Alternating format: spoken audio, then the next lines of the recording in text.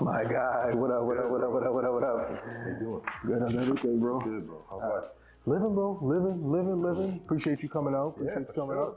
All right, guys, this is Matt from BeastCoast. He's coming to chill with us, talk about, what's going on with him, his life, the car stuff, everything, all incorporated and everything like that. Today, man, incorporated today, pressure's on. You gave me a bent stick or something, bro? Set me up, bro? Okay, all right. So tell me about it, bro. BeastCoast, first of all, you as an enthusiast, where did it all start? Oh man, it's actually kind of it's slightly embarrassing, but like humbling story. So, Prospect? Prospect and Quincy? Shout out Prospect. But when I was young, when I was in high school, bro, I just got the desire to kind of like create something. I just kind of got like a little annoyed with how much coverage the West Coast got. Yeah. And we didn't get any over here from like, at least when I was younger, right? It was just like the cars were here, but like we weren't getting the love. We weren't getting the shine. Yeah. So I was in high school and I started drawing, I wish I kept them, but I started drawing up little drafts of like magazines. Yeah. And I've never told anybody this, so this is the first time. But what inspired me, weirdly enough, was, you remember the show Rocket Power? Of course, man. You remember when, I think it was Shoebies? Otto's sister, yeah, exactly. Otto's sister had that skateboard magazine. It was called like The Zine or something like that. And I was like, oh, I want to do that with cars, right? Yeah. So I started like drafting stuff up in high school, and then, or maybe it was middle school, but and then I went to Prospect, and that was my first like real humbling experience, because I didn't know as a kid. I was just like, I want to put something together. I need people to be a part of it. Yeah. And so Prospect being a business, I brought them just like my sketches and my idea, and I was like, would you guys like to be a part or invest in this or whatever? And Andy was very nice. It was humbling, but he was very nice. He just said, get something solid together, and then come see me again. And so as a kid, my ego was like, I'm not coming back here. You know what I'm saying? I was like, he didn't believe in me off rip. Like, he didn't see the vision. Yeah. But Andy is a businessman, so that's the way he looked at it. And ever since then, and I was like, let me find another avenue. And then so I kind of mulled on it for like a year or so, and then I started meeting up with other guys in the Maxima community that, because I had a Maxima at that time, that were interested. That were interested in like doing something similar. Yeah. And then I think we were at like Uno's in Braintree or something like that. And we just like had like a little dinner, and then we came up with the idea. And that's kind of the origin story. Yeah. So what was like, once you finally got everything all together, what was it like organizing your first meet? Like really saying like, oh man, I want to put this together, but the pressure's on. Do we have space? Yeah. Where are we going to put everybody? Right. Yeah. What was that like? So I guess our first ones, if I remember correctly, I mean, we did like little random get-togethers, but like the first official like Beast Coast events were the shipyard events. Those were in Hingham. They were every Wednesday or every other Wednesday. They were just in the shipyard in Hingham. And that was like my first like, okay, we can do this. The turnout was great. The location was beautiful. There was food. And then that's kind of like where the collective came from, because I was like, oh man, like, if I can mix a good aesthetic with the cars, that's where it is. Like, you want to create like a whole experience for people, not just bring them to a parking lot, in my opinion, right? So that's when like the search for the collective came about. Really, really dope, dude. I remember that was like the standard, the bar for everybody in that. Like, you knew if you got into the collective, bro, you knew that you was doing something right. Because kind of like when you had the shot at Pride, I remember like even myself personally, like, you going to collective, and I was just like, man, I ain't get the invite. I'm talking about it, leave me alone, yada. And I remember there's other people being butthurt about the whole situation, talking about that.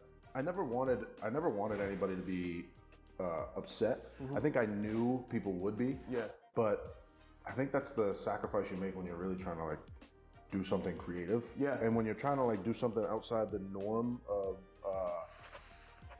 what's going on. Like, I've always went into what I'm doing with Beast Coast to like, I hate to say the term like be different, but like I wanted to really, really accentuate quality. You know what I'm saying? And I don't come from a background of like high quality stuff. So but like I knew what I wanted in my mind. And so I was like, if I can curate this event that like when people go, they feel they get it. Like they get, like, you pull in there, you pull into the collective, you see the other vehicles there, you see the kind of caliber of what's there, people will understand, right?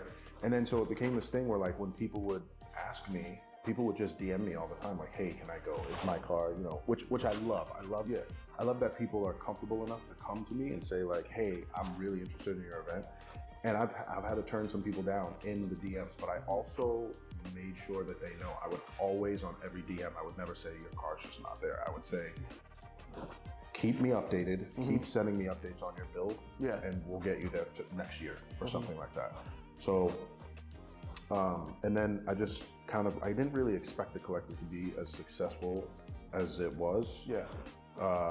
But I remember it, like, Stand Station this and everything, bro, and then, like, seeing everybody come out.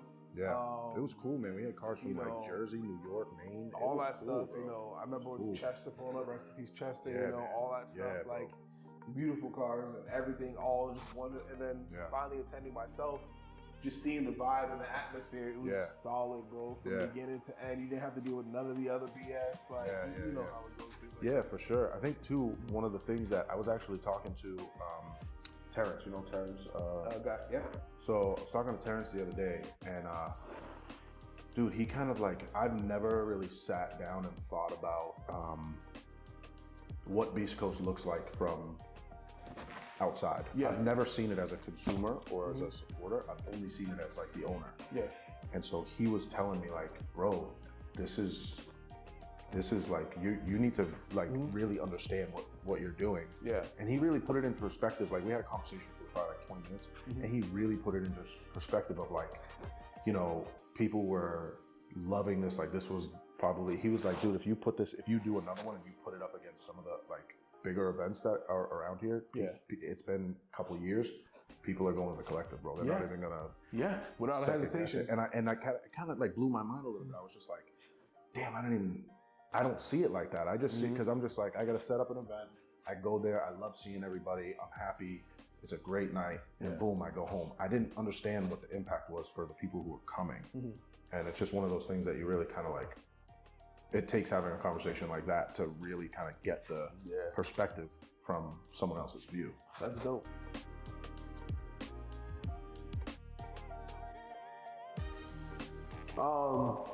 So BeastCoast, the family, tell me a little bit about it. From your family's involvement to, you know, fellow peers helping you out, volunteers, what's that been like? Yeah, I mean, we've had, like, it's always been, it's weird, man. It's been like, it was never anything like crazy organized to say. Like, so me and my buddy Vachette, really, there was, like, originally like 6 people in on the idea. And then I think other people were just too busy. And then me and my buddy Vachette, we really just kind of grasped onto it, and we were like, bro, if we're gonna do this, like, let's just start hitting shows. And we just started going, and then we, like, just put together a little bit of money, and then we came out with, like, our first shirts, and we were posting content, and we really bring back the OG shirts, like the first one is like a limited run kind of. I think about it sometimes. But it's nostalgic, bro. You know, people like the OGs would love it. They're so bad. That's all right. They're so. I think our first one was like, it was like, for some reason we went with, like, you know, the elemental table. So we went with, like, an elemental table square, and it just said BC on it, and it said, like, Element of the East.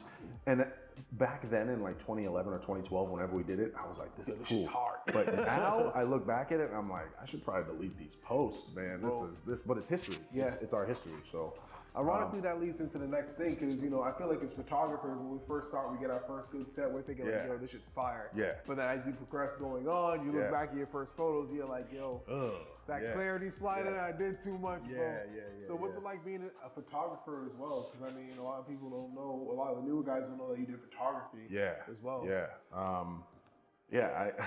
I'm thinking back to my old photography now, bro, and it's cringeworthy. We all go through it. I'll send you a few photos just so you can even throw them in the video or whatever. But no, I'm not ashamed of it. But it's cringy. But yeah, I mean, being a photographer in the scene is like, dude, that's how you meet people. So, like, network is crazy, dude. It's so crazy, and I literally think I have a love-hate relationship with social media. I love social media, but I hate it at the same time. But without social media, dude, we probably wouldn't have connected. Yeah. So it's like, the being able to find local people that are into the same thing that you're into to go and capture moments. Like in the moment, you think I'm just shooting this car, bro. Yeah. But when we're like in our 40s, 50s, 60s, bro, and we're looking back, I'm never gonna forget the people that I shot with. They're never gonna forget me. And so it's one of those things where photography is like, it's not just taking pictures, especially in this community where you're really like making memories with people. So yeah, I mean, I don't do it as much anymore. I still got the gear, still got the camera gear. I mainly shoot our clothing and stuff now. And I'm trying to get more into portraits and stuff like that. But you know, I mean, for a lot of, because the scene's changing now. We kind of went through a little bit of a buzz where, you know, a lot of people were picking up the camera and getting creative with it. You got anything to say for like new photographers that's just starting out in the scene, like, you know, as far as the art and, you know, trying to stay passionate when you hit those road bumps, like, oh, I'm not getting the response I want, you know? Yeah, for sure. The new photographers out here, bro, are so good. Yeah. They're so good that even I have been doing it for a long time, and I'm looking at them and I'm like, how the fuck did they do that? Yeah. But these kids are so good, and the way we have creativity nowadays and access to information, dude, these like 13, 14, 15-year-old kids are crushing it. So, but I will say we all, and I know you've been through it without even having us talk about it before, we go through that thing where like we either plateau or we just lose we lose the love for it for a little bit. It'll come back. Yeah. Just give it some time. All right. So.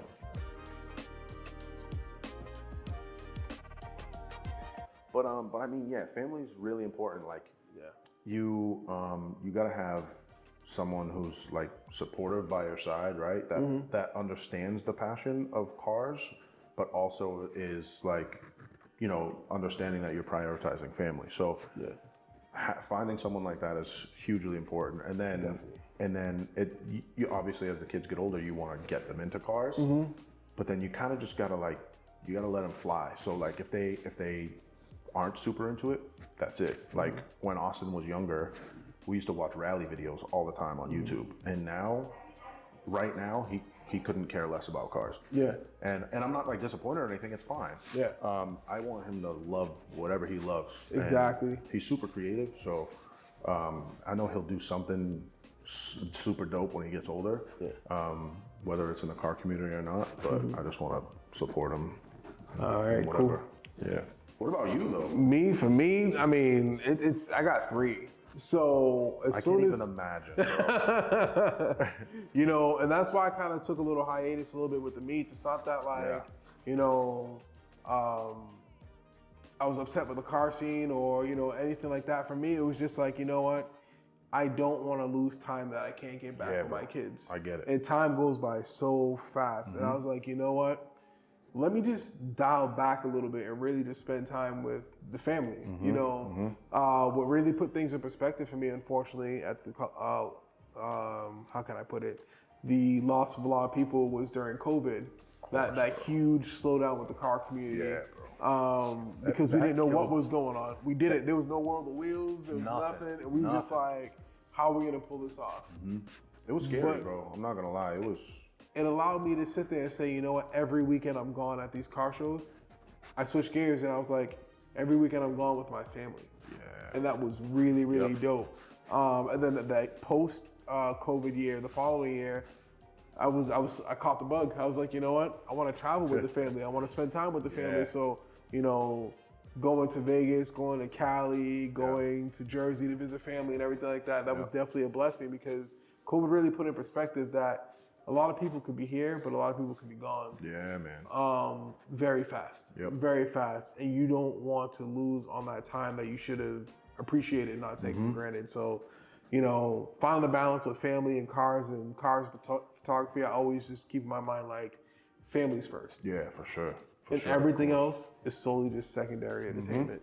So yeah, I think COVID was a hard reset for all of us. Yeah, it was just like no matter what you're into, it was a hard reset for everybody. Where we were like, okay, like there's bigger things than the car community. There's bigger things than, you know, whatever other BS I got going on. Let me lock in with family because they may not be. I lost my mom pretty much to COVID, bro. We lost her to a bunch of different things, but my mom she had some with COVID, and I think she just had complications the whole time. We all know somebody. Bro. We all know somebody. So, it's scary. It was a hard reset for all of us, but I think it was a good reset because things were getting kind of crazy, even in the car community. Things were getting kind of crazy. It's getting wild, bro. H2O, I was like, yo, I'm done. I'm like, no more going. I'm not. What?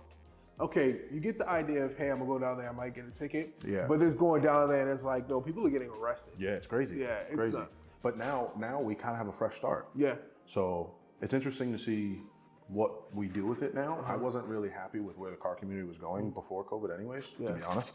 But that's probably just me getting old. We got that. We like music's not the same. No, nothing. Clothes aren't the same. I used to go into the store and get some kind of loose fitted jeans. Now it's like ripped and tie dyed and really small.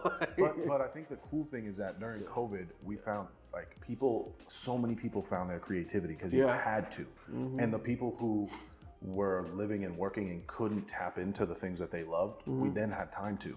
So you see so many people, so many creatives, and so many like different really cool concepts and ideas now that people have taken off with them because they've had time to do it. Yeah. And I think that's one of my favorite things about COVID. Like if I were to find some positives out of the whole situation, is that people really got to do what they love to do or have always wanted to do but never had time. That's what's up. So, I mean, as it stands with the car community now, where's BeastCoast at now? I see you guys are kind of getting the wheels turning a little bit. So I see people are getting some feedback. I mean, everybody's talking. So where's BeastCoast at now? So what you just said about everybody's talking is one of the things I mentioned earlier about like, I have no perspective of that. Yeah. So I'm literally just looking at it like, I want to keep doing cool events and I want to keep, dude, my creativity right now is crazier than it's ever been. Yeah. And that's what's like allowing me to keep putting out new stuff, like clothing wise. Dude, my phone is full of just these ideas that like pop in my head. And I've been telling a few people this, but I started recreationally smoking marijuana probably like, I don't know, I mean, probably about a year now. But when I get into such a wild creative space when I'm in that zone, that it's just like, dude, I'll show you some of the stuff I have on my phone, like artwork I already have done for future stuff. That's crazy. And it's so you got that spark. Yo, it's crazy. So you're hungry now. I'm hungry. You're hungry. That's good. That's good. Yeah, man. and I even have, like we were talking about family, I have another clothing brand, which I'll also tell you, another idea, I'll tell you off camera. Yeah. But I'm just not ready to speak about it yet. Yeah. But this one's going to be in my son's name. So that's dope. That's fire. Yeah. So, and it's a fun idea. It's a creative idea. Yeah. And I'm going to let him run with it. And the way I'm going to build it, it's going to be a community thing. Yeah. So, but as far as BeastCoast, I'm looking for. Unfortunately, we can't use that same location anymore for the collective. It's kind of like a blessing in disguise because things get stale. Yeah. And everybody who experienced that location, it's a memory now. Exactly. And we're going to move it now. So I have a couple of places that I'm talking with about setting up something. I'm hoping I can just even get one done by the end of the year. Yeah. Meets, events, and some more fire. I promise some fire. I promise. I'm waiting for it, bro. Like I've always been an enthusiast of BeastCoast as far as everything from the merch to the events, bro, because what it spoke of like consistently was quality. Yeah. Timeless quality. And the fact that there's not too many people out here who set the bar for events. There really isn't. Yeah. It's not to knock anybody or hate on anybody, but it's call a spade a spade. Yeah. There's very few that have like events that people speak on and say that's a set like First Class Fitment, your event. Like people knew like it's kind of like church, man. You can't go to church kind of looking like you got to get yourself put together. You know, because everybody's watching, bro. Everybody's watching. Yeah. But that's awesome. Yeah, man. So I'm definitely looking forward to coming out and things. Yeah. And the future. I mean, we spoke on your son, and no pressure. And I definitely understand as a parent, no pressure. You want them to be at will and have free creativity and things like that. Yeah. But if he could play a role in it, will you see him more on the car enthusiast side as far as building a car, or the camera side? Because I know both is expensive. Yeah, both is expensive. That's a great question. I've never thought of that, but on the spot, I honestly don't think he would be in either. I think I think my son would be in a creative role somehow. Maybe photography. Maybe. But I think more like design. Okay. Yeah. So the kids just got so many. I think I'm creative. Yeah. My son is on another level. That's what's up. So, that's what's up. Again, he can do whatever he wants, and I'm going to support him. Mm-hmm. But this, the other brand I was talking about is going to be like his. And he can do. I'm going to start it, and I'm going to just give it to him. He can do whatever he wants with it. So. All right. Cool. Yeah.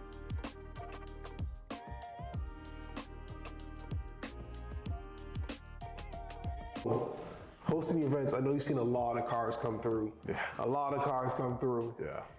If you could say, let's say top 5 memorable ones that you saw come through to your events. What would you say is some of your memorable cars that you've seen at your events that you're just like, yo, this is where it's at? Like, it's a tough one. Yeah. For sure.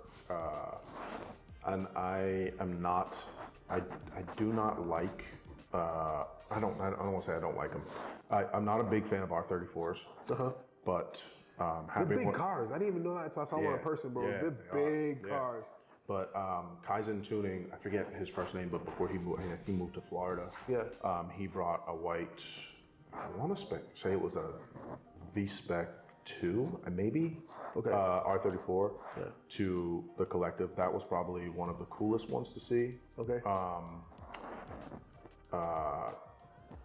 Chester's 86, rest in peace. Yeah. His car is like one of my favorites. Yeah, that car was like clean. But Chester was that dude, when you saw him at the meet, the first thing he did was he was really like cleaning the car. Yeah. The whole time, bro. So. And the story behind that whole car and everything is amazing. But so that's probably one of them. Wow, this is a really hard question. Yeah, man. Because I know how you are, man. You know, very picky. Not everybody gets to stamp. Yeah, I'll give you one more just because I'm like running through all the events right now and I'm just trying to think of. Damn, this is hard. There was what keeps popping in my. Oh, I got you. John Ludwig's Corvair. Yeah. Was so cool. Yeah. And I know a lot of people love that car and a lot of people have seen it, but it's just like that's got to be up there as fan favorite for sure. Okay. Yeah. Do you have any favorites? Me? Collective? Shoot, if I had to say, oh man. Or even from your events. If I had to say, Sweet Waffles and Boba Crew, which that merch dropped fire. Oh, thank you. Yeah, thank you. That NSX, bro. You know what it is for them? And then the RX-7, bro. Yeah. Man, listen, when I first saw them things, I was like, I gotta get my money up. For sure. I want these parts. Sure. I want it built just like that. I want the wheel specs exactly like that, yo. And then when you hear the RX-7 start up, it's like, it's sick, bro. Yo. The cool thing about them is that they're when you think about them, when you think about the cars, you think about Mike and Dave as well. Yeah. It's not just, that's a, you know what I mean? Yeah. It's like their cars are really, really an extension of them, kind of. And that's cool. They have like a really cool dynamic with those two cars. I love it. And then, if I had to say another one. It's hard, isn't it? It's hard, bro. Damn. It's tough. Another car, I mean, Chester's obviously, but like, I've just been an 86 guy. I love those. So man. When you see somebody actually like represent and hold it down like right, like I remember when he told me that he did the ITBs and he got them and then he just put them on. Yeah. And then when I see them installed with the I was just like, yo, that shit's hitting. That shit's hitting. That car's so good. Oh my gosh. Oh man. That's tough. There was what's his name? Boston Chevy Heavy? The Impala. The Impala, bro. That Impala, I got one photo where it was tipping. I was just like, yo, that car's crazy. That car, if I had to say, crazy. That car, because as far as like out here, you don't really see that culture emphasized like that out here. Yeah. So to see somebody come through just not with like anything, but actually that car's clean. Yeah. Clean, I got clean. another question for you. I guess this one should be easier. Is there any car that has never been to your events that you know is like local that you've always wanted to come but just hasn't made it out? I have one. Mike and Dave, bro. Mike We're and gonna have to change Dave, that. bro. Like, we're gonna have to change I've that. been telling them for years, bro, but them dudes, they grind, bro. They're always working. Yeah, it's crazy. I was like, yo, listen, I will get a food truck so you guys can sell there, bro. Yeah, like, yeah. Come on. Yeah. But if I had to say another one, I think in Plymouth there is a couple of Liberty Walk cars. I think it's like a Ferrari. Yeah. I've wanted to see that in person. I always saw it on the highway, bro, like booking it. So in Mexico, he was booking it, but it was that car I want to see in person. I want to see it come out. Like, cool. I want to see more high, because I've never been like a crazy exotic guy. Yeah. But now to see, because like I've seen them at Lars and it's like it's stock. Mm-hmm. So now to see that there's actually a platform or a gateway for them to be creative with the cars. Exactly. I want to see those things done to it. Yeah, bro. Like, I don't care about a stock Aventador. No, I really don't. I mean, don't care. But I see them, I shoot them, it's cool. But like, I want to see, get creative. Yeah, exactly. You know?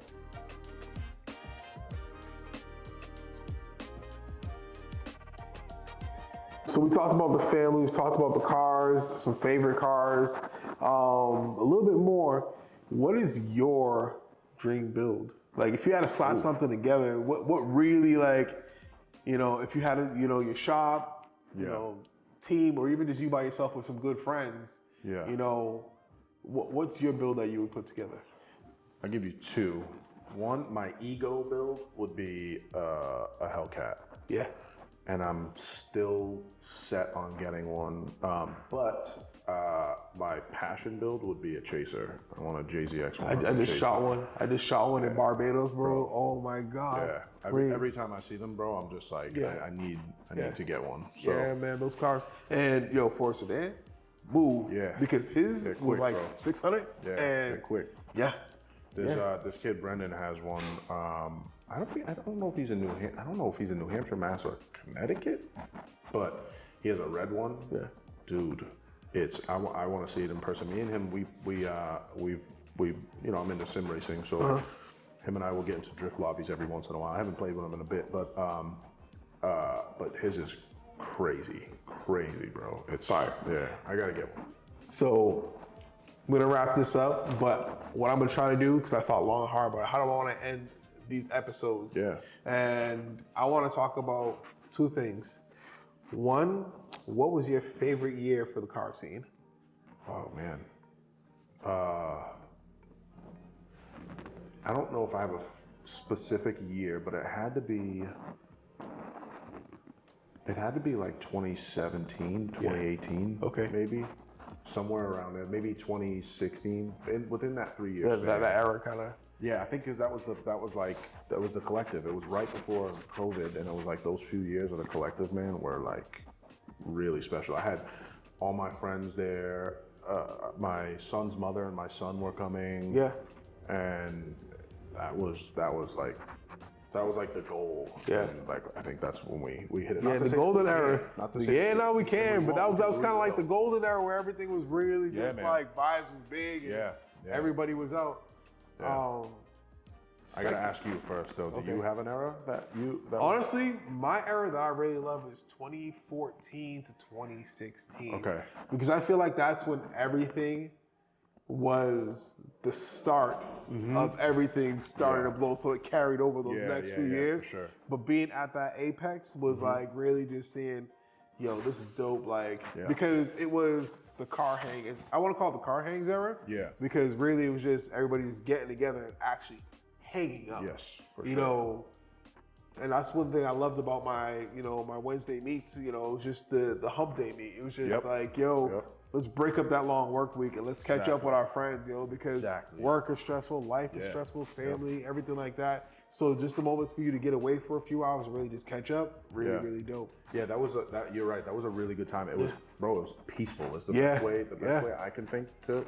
It was really peaceful, and like, that was the reason why I did the shipyard meets on Wednesdays, because it broke up the work week. So it's like little things like that that we think about. And we was younger, but we was really mature in that era, because that was kind of like the era too where we kind of shunned people for messing up parking lots. so nobody did it. Yeah, exactly. So everybody's just like, yo, listen, we're here, we're chilling. Don't be that idiot because you're not cool at all. Yeah, it's still not cool. Yeah, and now it's like, hey, let's just tear it up, see what we can do. And yo, I'm seeing people light shit on fire, bro.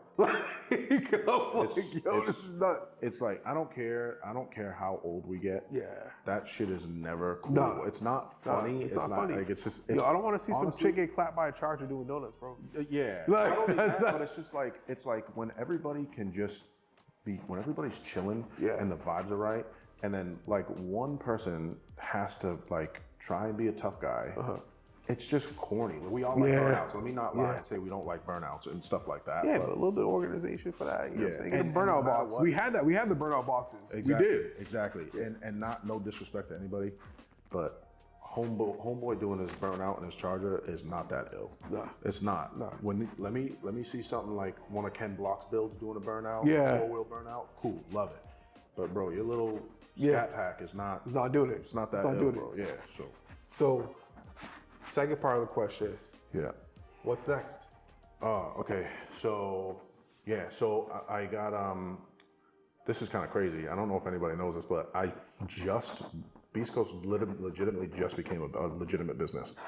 I've been running it, just having fun with it for 10 years. But that's the best way though, because when it becomes a business, you get so focused on the business, bro. Exactly, yeah. Not everybody can understand you having to take on that role. Exactly, yeah. So, but the revenue we're seeing from clothing right now, I'm just being fully transparent, is, I think I looked at it this morning, and we're like 32,000% higher revenue than we have been in the past 5 years. Congrats. And this is in 4 months of this year. Through 4 months. Yeah. So I was like, shit, I need to legitimize this. So I took care of that, and then so what's next is finding locations for events, which we pretty much have locked in, and then I've got space now. I have an office space in Fall River. Okay. That I'm going to be working out of, and then opening up some. I want to expand into like creative spaces. So podcast studios.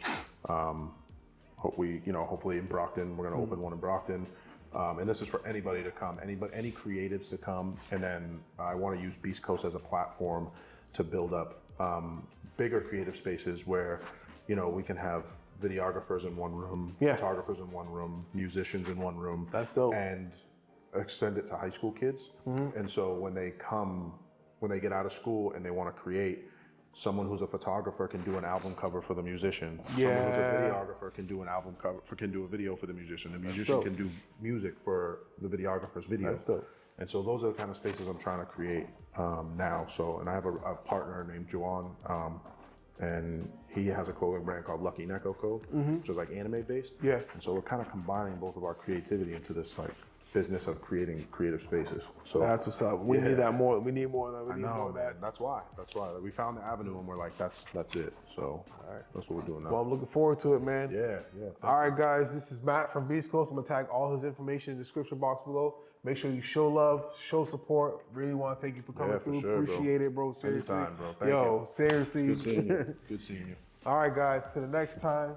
You know the vibe. Stay up. Stay blessed. Peace.